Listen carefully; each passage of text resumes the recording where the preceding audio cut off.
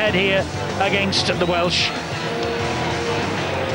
A highly impressive first 40 minutes, and Joe Westerman there.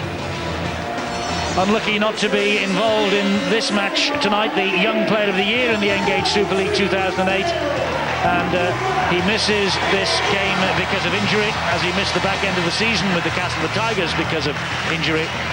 And Joe Westerman on another day would have been out there, and who knows, might even have been given the nod to go with Gareth Hock and company and Mickey Hyam to Australia for the World Cup itself. Pretty impressed with the way that Mickey Hyam has settled into the England squad. It was an outstanding performance. They knew they had the speed out wide, but the way that he's controlled things at the dummy half position has been outstanding. Well, I wonder what Tony Smith's message to his players would have been at half-time. More of the same, please, I'm sure. And I wonder if he has set them a target, Phil, of keeping Wales scoreless in this match and making it a great big 0 against their name. I'm sure he has. He'll want them to try and play with that sort of intensity in the second half, and they're starting that way. Fielding down the middle. Fielding a great run down the middle. Through a couple of challenges, and Halley had to come in with the tackle to bring him down. He will play the ball here to Hyam. The support has arrived. This is Darrell Griffin, and Griffin gets to the 10-metre line. Great run from Fielden.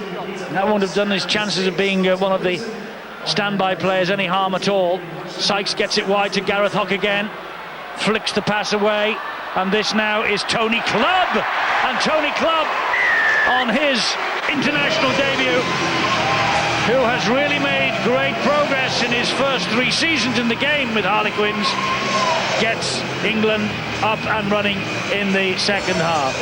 Fantastic try, and it all came about courtesy of Stuart Fielden's initial break. Building confidence, great upper body strength there. They got back in numbers, but as soon as they got the ball out wide, and what a debut for this guy. Tony Clubb, Hock, beautiful offload. He scores a try with his first ever touch in an England shirt. What a way to start your international career. But the most important fact, never mind the try scorer, is the ability there of Gareth Hock, which would have pleased Tony Smith. The way that he can get the upper body strength, get the arms free and just offload the ball, superb. Purdham has missed with the conversion, but it's 46-0 opening minute of the second half. And I think it's very difficult when you're 42 points to nil in front of half-time to come out and start the second half with that sort of intensity. England have shown a real class there and a mental toughness that you need. Sometimes you're in front in games, sometimes you're behind, but they showed no different in their attitude, and it's the reason why Tony Clubb has crashed over for that early score. 10 tries this year, and the tip of the iceberg, say Harlequins, of the young talent that they've got coming through in the capital. Tony Clubb, only 21 years of age, and as Steve O'Reilly says, scoring a try with his first touch of the football in an international jersey. That's a fantastic thing to think about.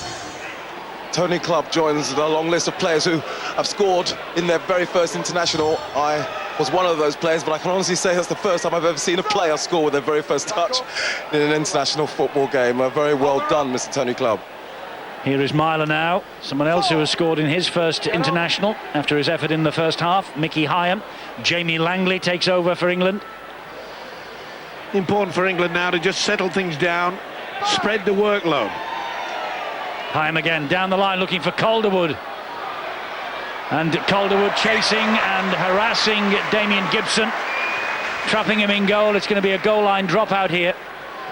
46-0 to England. It's a long rebuilding process that the Welsh are in, isn't it? Certainly is, and they're just doing the basics right as well. Continually applying the pressure, either by getting the ball out wide or just the chip into the corner. This is a very good build-up game for them.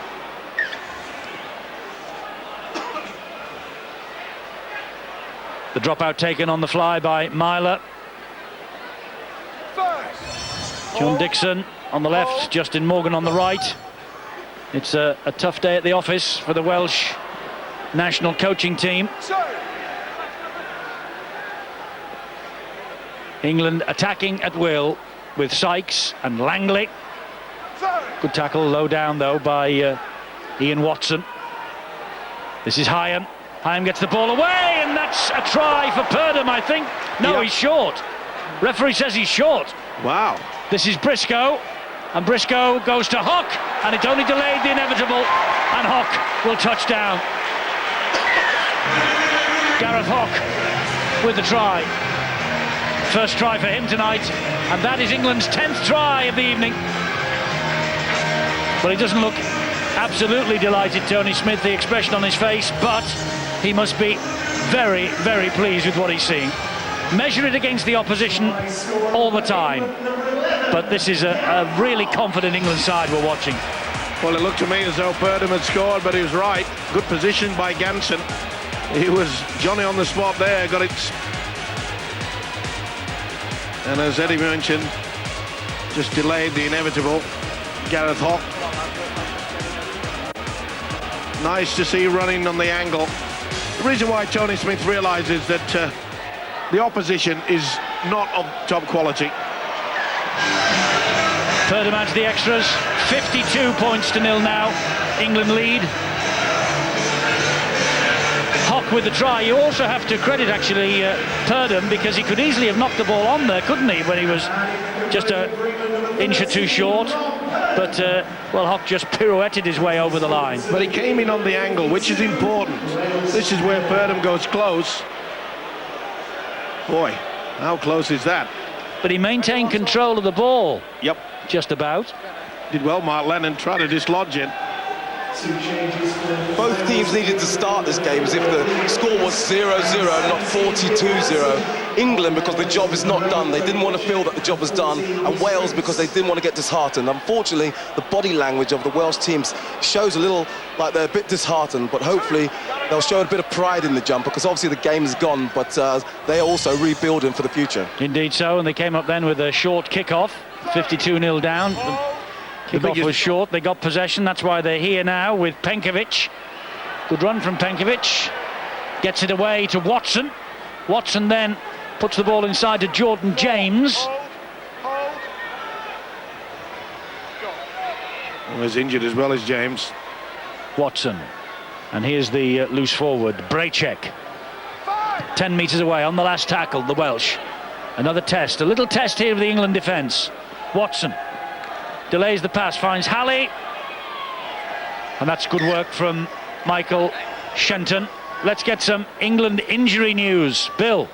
Yeah, just a minor concern for the England camp, because Martin Gleeson hasn't re-emerged for this second half, and he's sitting in the England dressing room in an ice bath at the moment. He's missed all the fun so far. He got a bang on his ankle in the first half, and everything is precautionary at this stage, of course. There's no need to take any risks, certainly not with a player of his calibre, so they've decided to have him in the ice bath now, and he'll sit out the remainder of the second half. Hopefully, for his sake, not in an ice bath.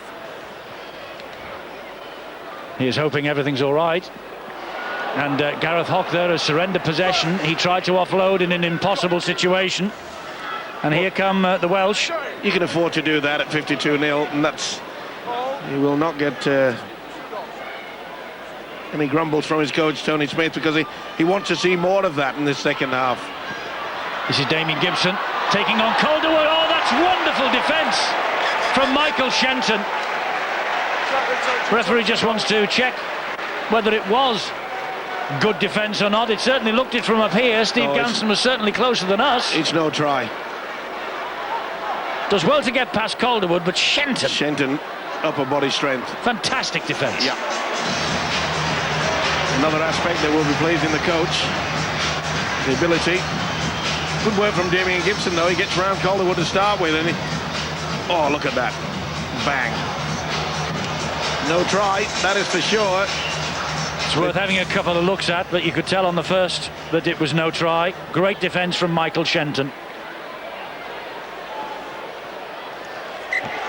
No try, says Ashley Klein, rightly, and tick in the box for the defence of Michael Shenton. Well, it is 52-0, but two little downsides or areas that Tony Smith won't be pleased with, I think, was Gareth Hock's decision to offload in that part of the field with so much traffic around him, and Mark Calderwood's defence. We know how he loves to chase kicks, and he's been good at scoring tries. There are two little areas that I think will be addressed in the post-match analysis of this game. They haven't lost to the Welsh on English soil since 1977. Wales won 6-2 at Headingley that night 31 years ago. I don't think they're going to improve on that record here tonight somehow. Whisper it quietly. England are on their way to a victory. And here is Myler, who's on his way to a second try in his debut. Tries given by Steve Ganson. National League One's Young Player of the Year. He went to Salford from Widnes at the back end of 2007. Only 2 appearances as a substitute for the Vikings. 25 tries for Salford in National League One this year, and showing his class here this evening in an England jersey. And also showing the class is Rob Purdom. We saw him early in the first half. He was playing out wide, mixing it in with the centres. But in the second stanza, he's shown his ability there. Quick play the ball, took the advantage, knew that the first, second markers was a little bit loose, and great support play by Richard Myler. It was great to see Richie's desire, fight there, to break away from a defender, trying to pull him back, to get to support player, get the ball and score the try. It's something that's great to see, something that all support players have, and that's the desire to get in support, be on the front foot and get the rewards. There he is, Richard Myler, 18 years of age. Look out for him next year in Super League with the Salford City Reds. Great work from Purdom, to be fair, but look at Myler. He's up on his shoulder all the time. He had Briscoe as well. He decided to give it to Myler. Second try for the Salford City Reds youngster. Great work from that fellow, though, Purdom. He's been impressive. A little bit of a wobble mid-season, but late in the year, he really has come to the fore. Short kick-off doesn't come up this time for the Welsh. Langley has possession for England. Here is Shenton. And, well, Gleeson is out of the ice bath. He'll be happy about that. That's Louis McCarthy-Scarsbrook darting the ball forward, and obviously a problem with the ankle. Bill has it spot on. He'll be happy, though. It's Martin Gleeson had a very, very effective performance in the first half, and the big fella, bang, get out of the way. Jamie Langley is a big unit. Good ball from Myler, forward though. Yeah, well spotted by the touch judge on this near side. Just held on to it a fraction too long. Be impressive to see him, and interested to see him in the Super League next year. See if all this promise is forthcoming. Sean McRae and Salford will hope so. Oh, he's a talent. Don't worry about that. You can see there the confidence oozing from him. Just through the dummy, then a little bit of a step, but it was just enough to make sure that the man went in front. The Welsh have lost 10 of the last 11 against England since their last win of any sort, February the 1st, 1995 in Cardiff, 18-16. Jonathan Davis and Kevin Ellis, who is part and parcel of the coaching staff as well, both at the Celtic Crusaders and with the Welsh national team here. They were involved in that. They were on the score sheet. They were the stars for Wales. It's Briscoe for England. We've been talking about the fact that England coach Tony Smith will say it has to be a fortress out there in defence. We've got to stop the Welsh scoring. Completely turning the tables around. John Dixon, the Welsh coach, said they'll have their own game plan, in as much that can they score 1, maybe 2 tries. Well, only 4 missed tackles by England, and 20 breaks. And I think I'm right in saying that they have scored 11 tries now. Well, 24 missed tackles says it all, doesn't it, for the Welsh outfit? Myler with the kick down the line, looking for a touch, and finds it. Great kick from him. It's a very interesting part of the game now.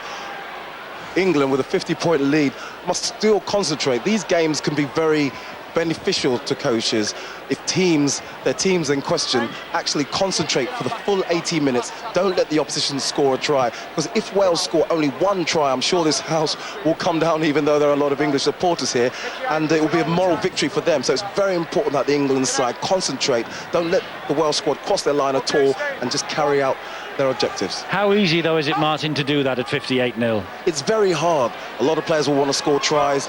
Players will feel that they don't have to carry out their assignments. Concentration lapses. You know there's nothing riding on it, but there's a lot riding on it. This game is not the objective. The objective is to be in Australia, playing in the World Cup final, and that's what they have to keep focused in their minds at all times. This is Watson for Wales. Can't get past Shenton, the skipper, David Mills. He's been impressive, hasn't he, Shenton, both in attack and defence. Well, he'll be another one who'll feel a little hard done by that he's not on the plane on Monday morning. Yeah, but he's full of future, Eddie, and he knows it. Yes, he is. Good ball. Oh, I was going to say good ball from Halley, and it was, but just could not be taken in by Matt Barron of the Gateshead Thunder Club. Frustration for him. Well, the gap was there. A little bit slow to just come in on the defensive angle was Paul Sykes. They've tried hard. That's about all you can say. It's great attendance here tonight, over 11,000 to see England take on the Welsh. I tell you what, the rugby league loving public of Doncaster are having the time of their lives at the moment. They're in National League One next year. Remember, they had a Challenge Cup semi-final here as well earlier on this season. Here's an opportunity for Darrell Griffin. That's a great attendance for this match. There's a try here that they're cheering as well. That's a try. I think it's Louis McCarthy-Scarsbrook who's got it.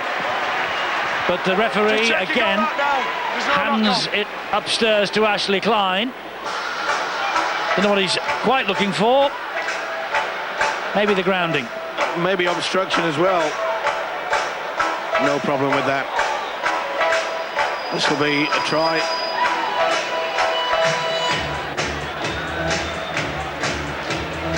No, just sheer body weight has got him over. He enjoyed that, didn't he? As he touched it down, he's screaming yes.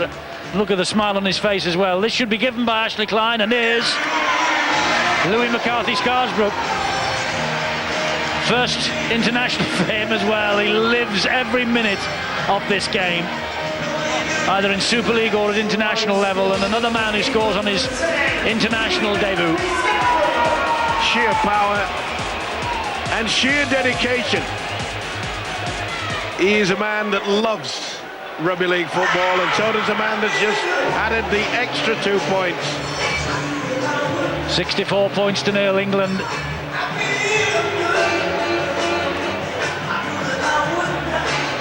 He'd be delighted with this. He was telling us before the match that he's been impressed by the effervescence of this young squad that he's got together for this match. And of course he has 15 at least others who are waiting and just preparing for the long trip down under for the World Cup. The men of Leeds and St Helens, who played in the grand final just a week ago.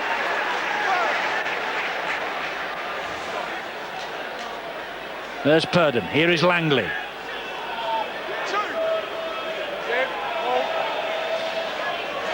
Well, Tony Smith has a little bit of a dilemma here. Does he keep wanting to keep the ball out wide, or does he want to keep it tight in the forwards to give his pack a little bit of work, you know, to get them into the swing of things, because they know it's going to be a lot harder down under, that is for sure.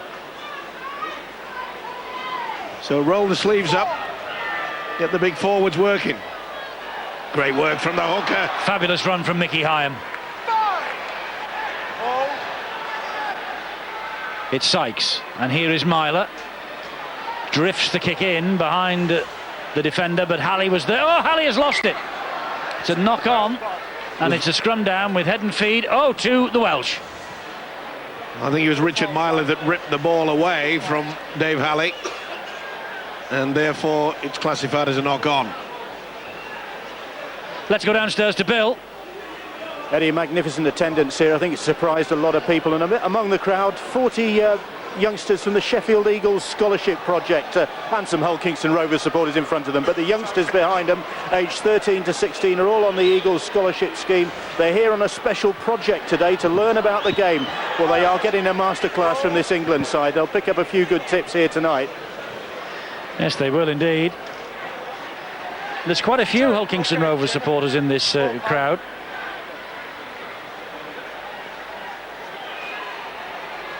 The decision, I must say, to come to Doncaster's Keep Moat Stadium for this match tonight, totally vindicated by the size of the attendance. It's a tremendous stadium, isn't it? Oh, it's fantastic. The lights are superb. You can see everything that's going on from any part of this stadium.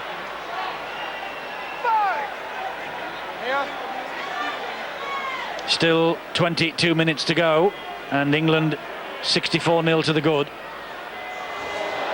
And Peter Fox picks up the kick downfield. Another man with speed to burn in the England side, gets it away to team colleague Briscoe. Briscoe, who gets it then to David Hodgson. Hodgson not tackled, the referee says play on, so he does. A little side of this match. It is a great night for Harlequins. They've got 3 players out there. They're all on the score sheets. Tony Clubb has scored. Louis McCarthy-Scarsbrook has scored a try apiece on their debut. And Rob Purdom has managed 20 points himself with tries and goals here tonight.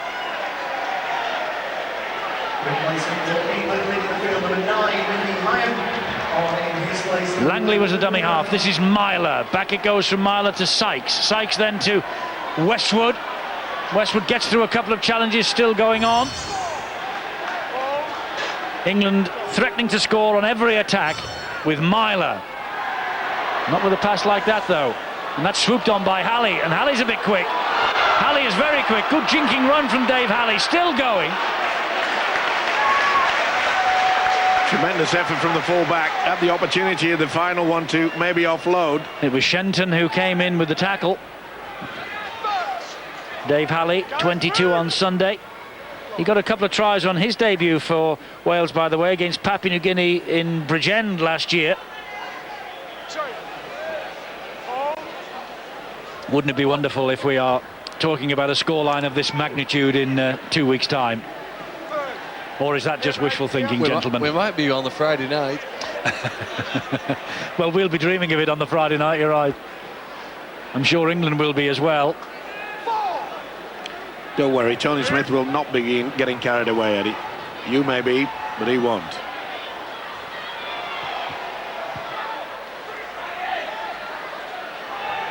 Braychek goes down under the last tackle from this England defence. Penkovic goes down the short side.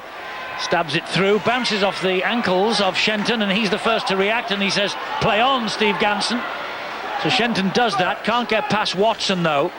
Briscoe, quick play the ball, that's been a feature of the England play tonight. Getting up quickly and playing it. They do there with Langley.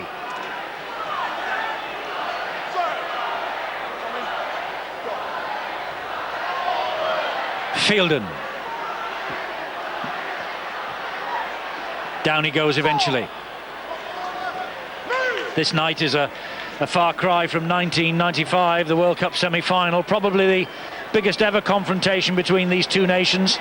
England won 25-10. It was Phil Larder's England against Clive Griffith's Wales. And Clive Griffith's son Rhys is wearing the number 14 jersey for the Welsh tonight.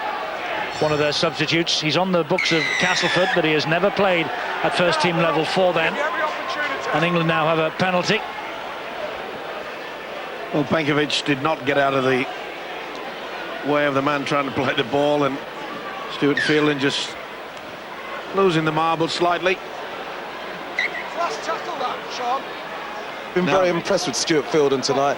Could have come out here and given a lackluster performance. Spat the dummy, didn't get included. Some people thought he did deserve to be taken down to Australia, even though his form may not have warranted it. You know, a player of great strength and power, as he showed there, just losing the ball. But I've been very impressed with his enthusiasm, that early break he made. He's definitely on form. Yes, he is. Tony Smith chose not to put him in his original 24, but we get that. I mean, how many do you think he will need? Phil, you have this theory that in a 5-test series, which is basically what England are going down for, we hope, providing they get to the final, you can lose up to half a dozen players. So will he need 6 in reserve up here, just in case? Well, you'd imagine that he probably might have enough with the squad that he takes, depending on where you get the injuries. Yeah. If they're all in one particular position, then you may have to call on some other players, and they'll you know, that's a tough job as well. Keep yourself fit and active for 4 weeks in the hope that somebody might get injured and you might just get a phone call to go and take part in the World Cup. It's a difficult thing as Wales go down the wing with Gibson. They do, Gibson. And the kick over the top. It's high, but it's well dealt with by David Hodgson. Tremendous work there from the winger.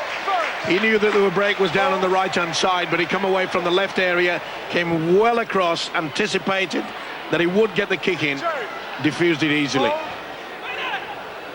Great positioning. Well, he's operated at full-back a few times in his career, David Hodgson, hasn't he? Just back to the Stuart Fielden situation, Phil. They've only got 4 recognised props, haven't they, in the squad of 24, so they will be asked to do a lot of work, those 4 men, the James Grahams of this world, the Jamie Peacocks, Mari Farsavalu. Yeah, and in my opinion, they are the best 4 props. Andy Lynch, I would have thought, may have even been selected had he been fit, ahead of Stuart Fielden. Darryl Griffin's had a good season as well. So, you know, we're pretty strong in the front row. A lot of competition for places there. And I would suspect that if we do get injuries in the front row, as Purdom goes through, but just loses the possession there, I think that some of the back row players will be asked to move up, and England will attempt to compete with New Zealand and Australia at the highest level, and Papua New Guinea, with through speed, really. Fast players will probably determine the winners of this World Cup. And when you think about it, Phil, is that way back in the older days when the British Lions used to go on a regular four-year cycle, they only took 26 players. It was a doubling up of 8 positions. So they've often done it in the past, just take 4 prop forwards. And the 4th prop forward, whose name just I failed to mention, and I apologise to him, Adrian Morley, of course. How could you forget Adrian Morley? And let's hope that his rib problem improves, Eddie. Yes, he will be hopes that he will be fully fit, he hopes. Good defence Paul again from Sykes England. has done well, Eddie. It was Paul Sykes who came up to make that tackle. He's played standoff effectively for the second half with the absence of Martin Gleeson, and he's done it quite well. And England have the ball back after a very rigorous challenge. This is Hodgson. Quarter of an hour to go, 64-0. The scoreline in England's favour. What would be their target, do you think? 80. 80 and 0 against the Welsh name? Yeah, that's the most important factor. Tony Smith will get that message over. Enjoy yourself out there with the ball. Wonderful pass from Hock. Myler to Briscoe. Here's 6 more points on the way. There's the first 4 of them from Briscoe. His second try. Hock was at the heart of that again. Well, he had 5 games out, didn't he, suspended for manhandling a referee. But he showed to Tony Smith, Gareth Hock, in the last 3 or 4 weeks of the season that he was ready for the challenge of the World Cup. And this performance from him tonight is proving the point. He's a man that will take plenty of risks. He knows exactly what to do. And it's a type of player that can stun the Kiwis and especially the New Zealanders. You know, I don't know if I've seen Stuart Fielden with that sort of a short pass to a support player all year for Wigan. He's entered this England camp, and as Martin mentioned earlier, it's almost become infectious, hasn't it? Support the man with the ball, offer the short pass when it's there. They reached the 70 mark. If you've got the confidence, it just oozes through the entire team. And they're a happy team as well. They are a happy team, they're playing well, but just a little word of caution, fellas. This is not a Super League outfit that they are playing today. This is a team of Welshmen that have been put together at the last minute by John Dixon and company. A lot of inexperience out there. We've made the point, Eddie, but you can only beat what's in front of you. Precisely, that's what you said, and the ability to back up, and he will realise that, John Dixon.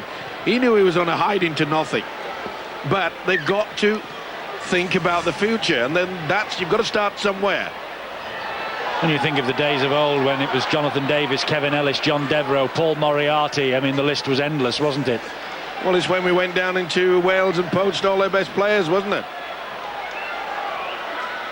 We can't forget this is also a rebuilding period for the Welsh side. With the introduction of the Celtic Crusaders into the Super League competition next year, it's going to help to improve the wealth of talent in the valleys, and you'll see a lot stiffer opposition. I don't add in future years from a Welsh side. So we can't be too disheartened from the one-sided scoreline today. No, absolutely.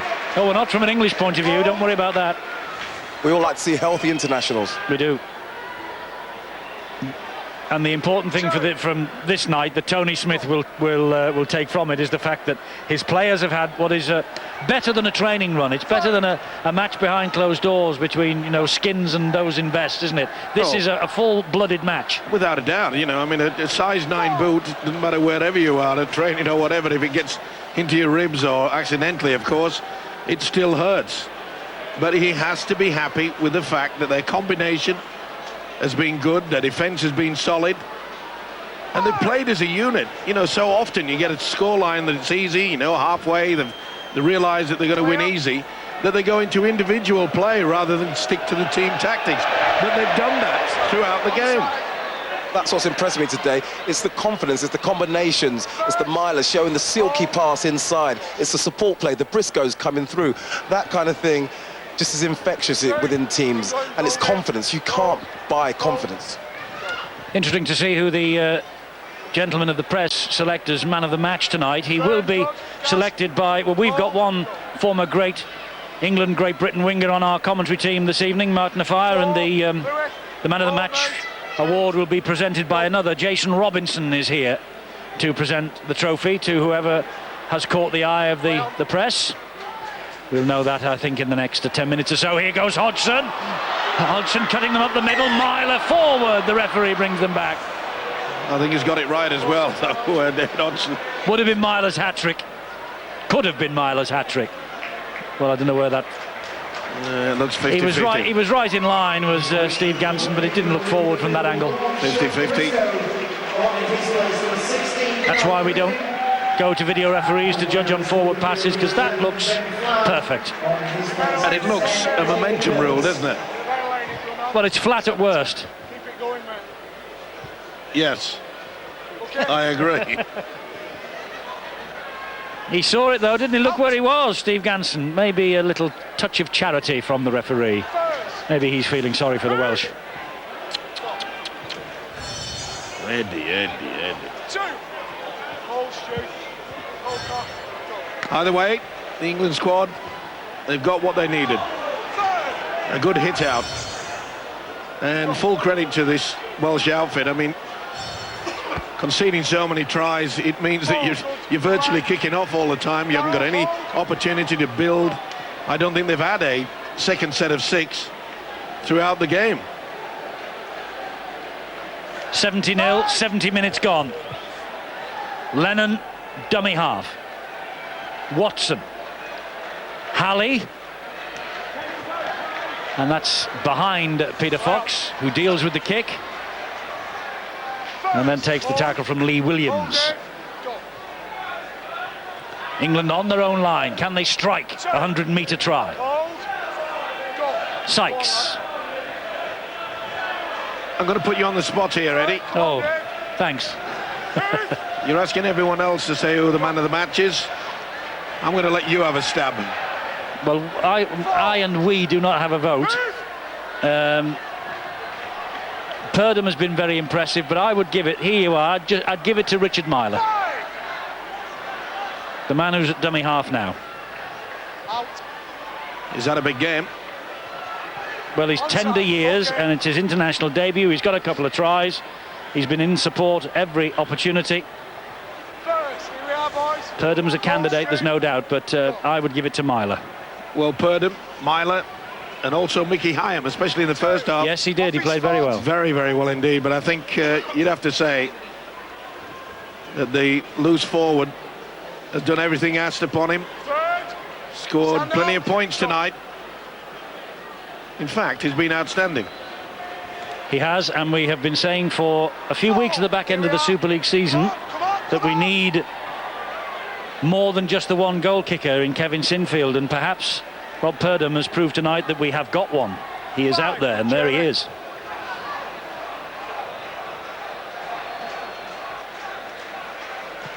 Kick 9 from 13 tonight, Rob Purdham. Ooh, you shouldn't let that bounce. Chance here, and it's a try for Jordan James. He's he's not given it yet. Surely it's 70-0. 70 points to nil. I know you've got to stick. Is he offside? Well, there's about 6 of them, I think. But which one is it, Ted? I think James is way out. He is actually in front of him, I think.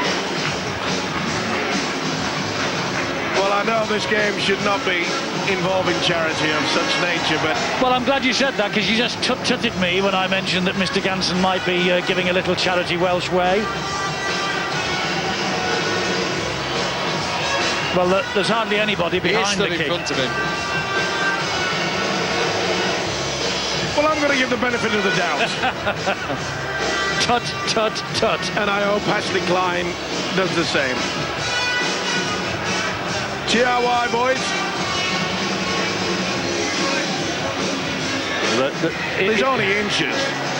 Well, about 36. Well, his foot comes out in front of him. That's about 36 inches then. Well, maybe he's got a long leg. I'm going to go for try. Well, it's not us who decide, it's Ashley Klein. What say you? Offside. Offside. It's a correct decision. Go on, tut, tut, tut. It's a correct decision. You can see he's actually the closest man to him, but in front. Well, what about his foot when he kicks it? It's in front of him. No, it's distorted because of the camera angle and the distance involved. Do you know what, though, Eddie? That's a really important lesson, I think. Yeah, don't let I've it said bounce. before, not just don't let it bounce, but that will be the battleground on which this World Cup is won. Kicks to the corner, kicks to the fullback. Australia and New Zealand, that now at the highest level is the difference between winning and coming second. You're spot on, Phil. And they utilise it down under all the time. Most players now have to catch it in an almost Aussie rules style with the hands outstretched above the head. The skill level has risen in the game. You can't no longer just hope to get up and catch it in the middle of your body. Your arms need to be high and catching the ball aloft. Without a doubt, 72 minutes gone. A little bit of lack of concentration. Phil talked about the leaping ability, the likes of Folau and Inglis, 2 giants of the Australian game. As Phil mentioned, catch the ball AFL style. They won't be offside as the Welsh were just a minute ago. So England have to temper this enthusiasm which we're all feeling tonight to remember that we're playing against much tougher opposition who won't let us get off like just before. You're right, Martin. Mainly because this has been a training session. It's been a good hard knock, especially in the forwards. I think they've acquitted themselves extremely well of the Welsh pack. They've given it everything. Okay, they didn't have the experience and the defensive quality out wide.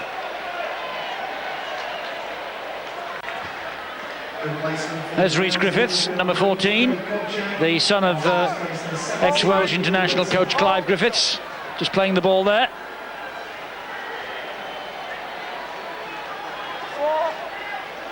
Well, the crowd were certainly up for a Welsh try, weren't they? And when Steve Ganson handed it upstairs to the video referee, they all booed the decision, and they all groaned with not disbelief, but with sympathy when the correct decision from Ashley Klein came. Watson's kick, little aimless, and Sykes will start this next England attack. And Sykes makes the break, and he has Peter Fox. Forward pass. Referee has pulled them back for a forward pass.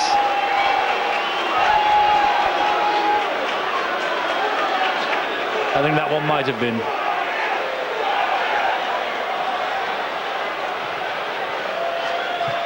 Momentum, no? No, he's on the deck.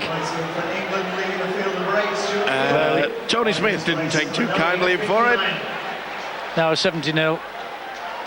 Play on. But, well... I think he wanted... I think he wanted Peter Fox to score there. Yes, I agree. Just to build his confidence. But if we're playing to the rules of the game, and it is an international, and Steve Ganson handed that last try for Wales, or the try for Wales, handed that upstairs to Ashley Klein, you have to play to the rules, both sides. Yep. 4.5 minutes remaining. England setting sail for the World Cup in Australia with a perfect send-off. Darryl, hold. There's still plenty of time, though, for England to post another try if they can get the possession. Here is Gibson. Nice hands, but not the best finish. Aled James. Nothing he could do there. He knew he was on his way to the sideline, just tried to get rid of it. Well, several occasions they've gone down that right-hand side, haven't they? They put the pressure on Peter Fox, but And the defence has Shenton. been, Shenton did well again. their defence has been outstanding. But you've got to look at the calibre that's of the opposition. By the way, Rob Purdom is the man of the match. Just had the word up, and Rob Purdom, who's on the ball now, has won the man of the match award here at this Gillette Fusion tonight, Gillette Fusion test tonight. Some England injury news. Let's hope it's nothing to mar the occasion. Bill. Well, it doesn't look too clever for Stuart Fielden at the moment. There you see his right knee heavily iced, and he's looking pretty uncomfortable at the moment. That might take just a bit of the gloss off this, because of course Fielden would be one of those players who's lurking in the background. If there are any injuries, any withdrawals, I'm sure he'll be champing at the bit to be out there and be involved. So that's not good news for Stuart Fielden. This is good news for England, though. It's Richard Myler. Not tackled. Now he is by Gibson. And it's a penalty. Gibson lying on all over the top of Myler, trying to stem the flow. Sheer desperation there. And he knows it. He'll take the tap. One of the big fellas will come onto this. Off the knees. Oh, the referee says that's a knock on. Ben Westwood can't believe it. Oh, he's done it again. The referee's done it again. He's blown the whistle. He's now handed it upstairs to the video referee. I don't think it was a knock on, but the referee blew the whistle again. Did Hawk touch it? Maybe Hawk just had a Nothing glance. wrong. There's nothing wrong with the try, Steve-O, but the referee at this stage has blown the whistle for a knock on. Well, maybe he thought Hawkers. Well, you don't blow a whistle twice by mistake in a match, do you? No, he's nowhere near it. Nowhere near it with the hands, but he blew the whistle. Exactly the same as happened in the first half. And what's more, I don't think Westwood's touched it down. He hasn't. He hasn't put the ball down yet. Did you see it go down? I didn't. Another mistake then, another whistle blown. Well, there's an old adage in our game. You play to the whistle. Trouble is, which whistle do you play to? Well, First one, second one, third one. He didn't even put it down. you know, he had a fantastic Wembley Cup final, Steve Ganson, and I'm afraid he has not covered himself in glory tonight. I think in Australia they say he's had a shocker. That's the second time in the match. Apparently he's blown the whistle by mistake. He's only human.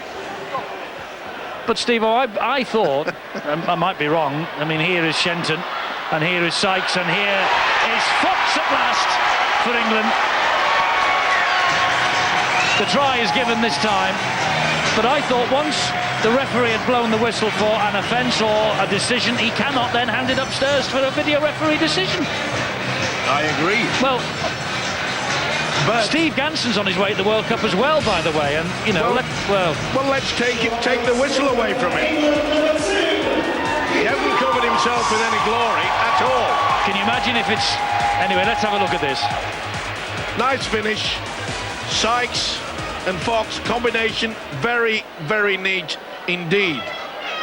But I think there'll be a few people down under having a little bit of a giggle about this, sadly. Well, that's the trouble, and can you imagine if it's a vital World Cup match that Steve Ganson's in charge of and he blows the whistle twice again by mistake? Well, football's had their 2 yellow cards. We've had our 2 incorrect You're right. whistles. You're right. Purdom, can he just add a little bit of icing? Oh, he scrapes the outside of the post. But it's 74 points to 0 to England. A highly impressive performance from them. And Steve Ganson. The official attendance at tonight's Gillette Fusion International is... Well, Lee said, I think soon as mended now. At 63. I think we've said enough. Oh, Oh, the royal we now, is it? Yes. Peter Fox gets on the score sheet. Well, I said it would be 80. There's only seconds remaining. They're not going to make it. It's going to be 74-0.